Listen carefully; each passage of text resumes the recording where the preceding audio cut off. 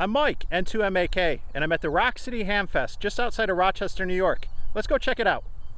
So, without further ado, I will go ahead and announce the next winners for the 10 o'clock drawing. Number one, we have a bag of Homebrew Coffee Company sample pack of coffee and a coffee mug, donated by Homebrew Coffee Company. What's a reasonable cost to get into?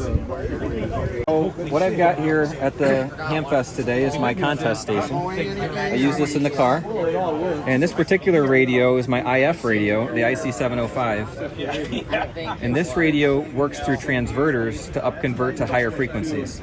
So for example, I've got the switch on 222 megahertz, so the IF radio is going to operate over through this transverter. And 28.1 gets up converted to 222.1. As I go up through the bands, I'll switch over to 902, and now I've got 2 meters, and that goes through my transverter over here and up converts to 902 megahertz. So as I work somebody in the bands in the contest, I could just keep switching this and go right up through the bands and work you up to 3.4 gigahertz in a contest. Very cool, very cool. And these are these like all N what do you call it? N connectors? N connectors, yeah. Yeah, so at the lower frequencies, I use normal UHF connectors. Okay. On 6 meters and 2 meters. And then once I jump to 222, I use the N connectors for a little less loss. Okay. And then it becomes necessary as I get up to the higher microwave frequencies. Very cool. Thank you for showing this. I could work.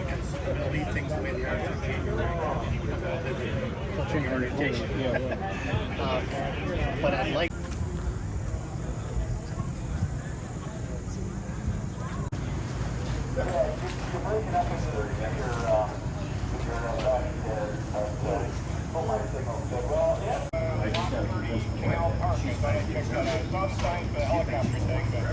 Here, I see that. I'm gonna take a walk. All right, yeah. Take it easy, Dave. That's different.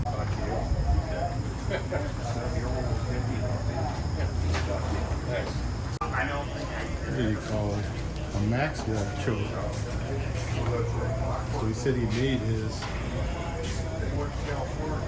Setup is 47 gigahertz and 78 gigahertz. Okay. Completely home built. There's one of the German manufacturers transverters in each box, and this one runs a watt of transmit power. Okay. And it has about a 3 or 4 dB receive noise figure. This one runs 300 milliwatts transmit power and has a 9 dB noise figure. That's about as good as they get on that band. Okay. So the IF radio is a 705 and it's on 2 meters. Okay. And so I just switch it between the 2 rigs to go from one to the other, top rate 47 or 78. Okay. And that's the switch right there, I'm guessing? That's the band switch right there, yeah. All right. I've got 47 unplugged for the moment, but can fix that easily. And so the range on this band isn't very much less than the range on this band in theory. The water vapor absorption on 78 is only a little bit higher than it is under normal circumstances on 47 gigahertz. And we've had contacts on 47 out to, well, Russ has one at 260 something kilometers. I haven't had one that long. I'm talking considerably less than that, 120 maybe, something like that. Okay. But with lots of margin, could have been gone a lot farther had there been a station to work. I only just got this one working in the past, well, just before the first weekend of the contest last weekend. So it hasn't had a lot of shakeout time to get the bugs out of it. I think I've got most of it worked out, but very critical is the adjustment of the dish and the feed and the subreflector. This is very critical dimensions at this frequency. A millimeter makes a difference. Wow, And okay. so I've been messing with that to try to get that right, to optimize the gain of the antenna. 47 is also critical, but you can see by the bends in the wire that I've played a lot with it. Yeah, Spacing it back and forth. And this is adjustable here. I can slide it back and forth by loosening the set screw. So that works pretty well. And so that's pretty much it. They're not running from the radio's push to talk. I manually, and you'll hear the clunk as the relay switches on both bands. There's a waveguide switch on each one that actually flips the polarity, or the signal from the receive to the transmit side to the antenna. But it's actually a waveguide switch. And Okay. and so that's pretty much it. So we've got our fuse box here that splits out all the circuits, Potential plugs and stuff. and then 2.6.1. all the wiring nice and tidy across there. Looks good. Enough room for a second battery over here of the same size. If we wanted to, we could cut that out. Okay. Put the second battery in there. You can just And install then- it right on top of your existing. Well, that's what I thought. I must have installed one. I must have be a beta or something. We got our voltmeter here and USB ports. They're controlled by that When I switch. installed it over, then And then just a standard put in some data. Like, lighter plug port what am I missing? Okay. and 2 power poles. Whatever it was. Very nice. Very nice. And I've done probably 5 or 6 POTA activations without charging this battery with a 7300. Awesome. Kilo Delta 2, India Sierra Alpha.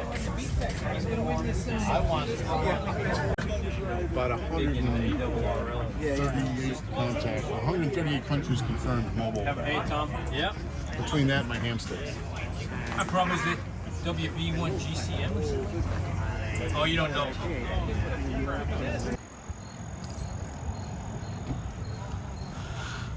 Oh, here, here's his call sign. KJ7U.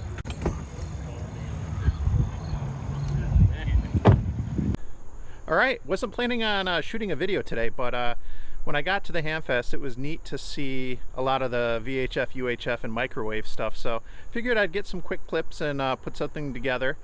I had a good time though. I picked up some ladder line and an insulator for the top. I figured I'd use that to make a doublet. I've never used a doublet antenna and thought it might be neat to try for Parks on the Air activation at some point. Anyway, hope you liked the video. If you haven't yet, please click like, subscribe to my channel.